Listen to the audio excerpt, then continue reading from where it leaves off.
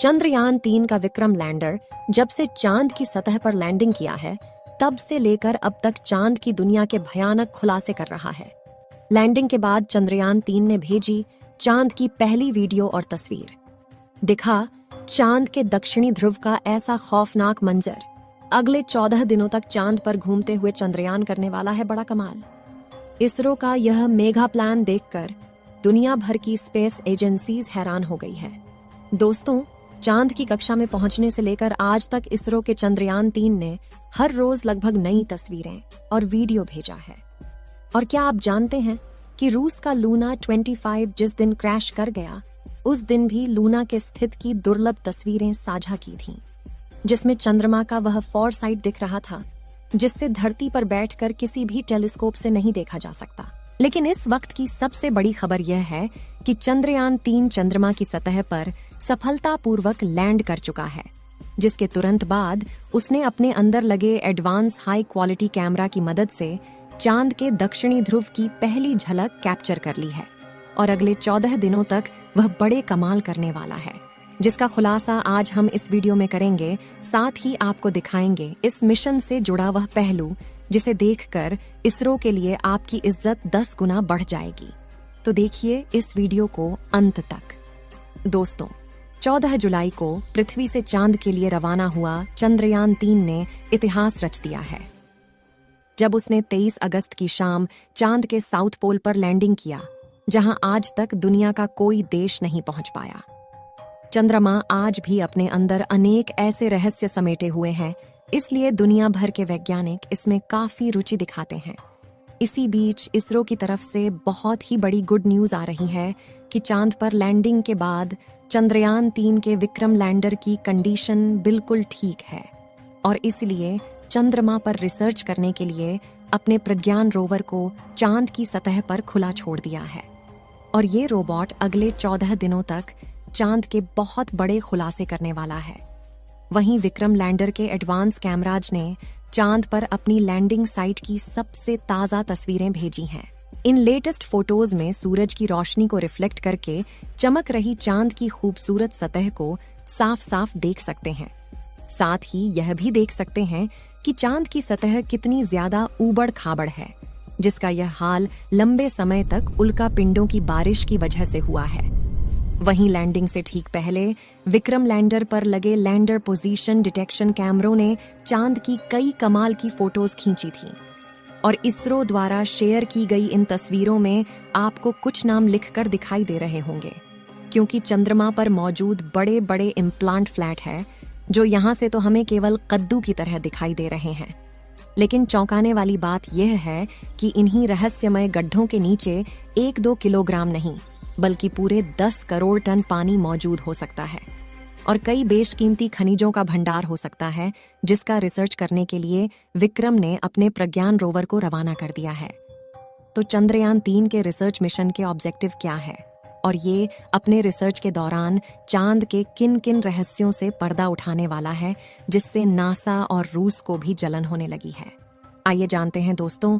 Vikram lander पर कोई charge नहीं लगेगा, यानी कि लैंडिंग के बाद अब वो अपनी जगह पर खड़ा होकर चंद्रमा पर सर्च करेगा, जिससे यह चांद के पतले वातावरण के अंदर मौजूद प्लाज्मा पार्टिकल जारी करेगा। दिन और रात में चंद्रमा की सतह के बदलते तापमान की जांच करेगा, अपनी लैंडिंग साइट के आसपास आने वाले भूकंप की गति और तीव्रता की स्टडी करेगा और सतह के नीचे लेजर फेंक कर सरफेस एलिमेंट्स की जांच करेगा, जिसके लिए इसके अंदर 4 पेलोड उपकरण लगाए गए हैं। जबकि चंद्रयान-3 का प्रज्ञान रोवर अपने टायर्स की मदद के चलते हुए चांद के दूर दराज इलाकों की तरफ रवाना हो चुका है और चलते चलते इसने इसरो को भी चांद का डेटा भेजना शुरू कर दिया है। आपको बता दें कि प्रज्ञान रोवर में लेजर इंडक्टेड ब्रेकडाउन स्पेक्ट्रोमीटर और अल्फा पार्टिकल एक्सरे स्पेक्ट्रोमीटर जैसे 2 पेलोड उपकरण लगाए गए हैं, जो कि लेजर की मदद से चांद की सतह के अंदर तक जाएंगे और सतह के नीचे मौजूद पानी का पता लगाएंगे। साथ ही यह चांद की मिट्टी और चट्टानों में मौजूद मैग्नीशियम, एल्युमिनियम, क्रोमियम और सिलिकॉन जैसी कीमती खनिजों को भी खोज निकालेंगे और इस रहस्यों से पर्दा उठाएंगे कि आखिर जान के अंदर क्या छुपा हुआ है। यानी अगर अपने इस मिशन में विक्रम लैंडर और प्रज्ञान रोवर ने चांद पर किसी कीमती खनिज या पानी का भंडार खोज लिया, तो यह इतना बड़ा कामयाबी होगा कि भविष्य में जब भी चांद का नाम लिया जाएगा तो इसके साथ ही इसरो और भारत का नाम भी जोड़ा जाएगा।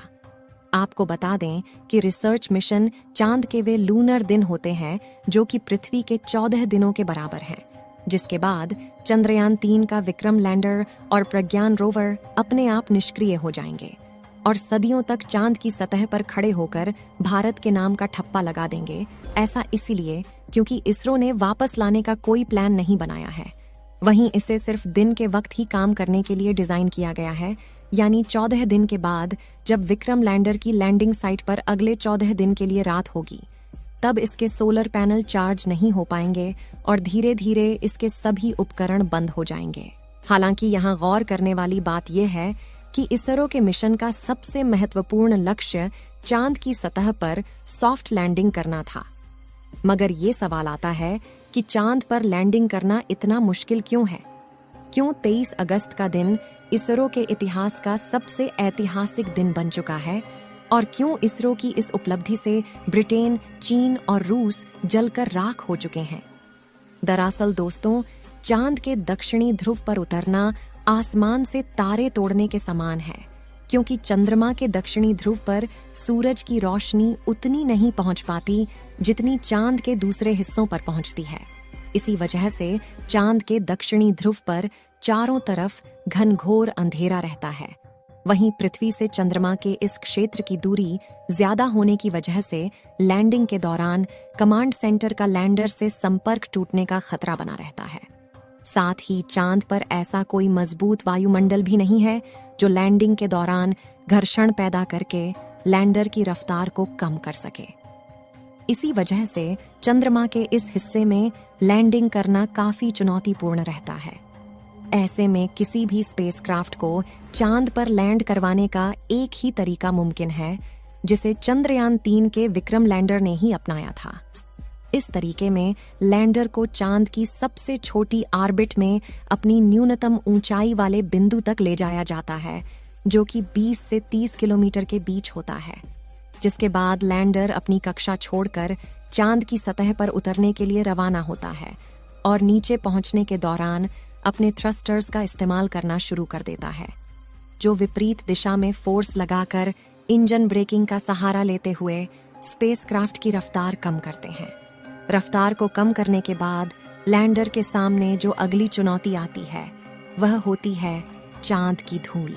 इसी बात से आप यह अंदाजा लगा सकते हैं कि आखिर चंद्रमा पर लैंडिंग करना कितना मुश्किल है और इसरो के चंद्रयान 3 ने कितना बड़ा कमाल कर दिखाया है। और इस मिशन से इसरो ने वो कर दिखाया जो नासा और रूस जैसे बड़े देश भी नहीं कर पाए हैं। जबकि रूस तो चंद्रयान 3 से आगे निकलने की हड़बड़ी में एक हफ्ते पहले ही अपने लूना 25 मिशन में बुरी तरह से फेल हो चुका है। यानी भारत ने अमेरिका और रूस जैसे बड़े देशों को भी पछाड़ दिया है और पाकिस्तान तो अगले 100 सालों में भी स्पेस रिसर्च की फील्ड में भारत के आसपास तक नहीं पहुंच पाएगा। दोस्तों, आपको क्या लगता है, चंद्रयान 3 चांद पर पानी की तलाश कर पाएगा या नहीं? अपनी राय कमेंट में जरूर बताएं। इस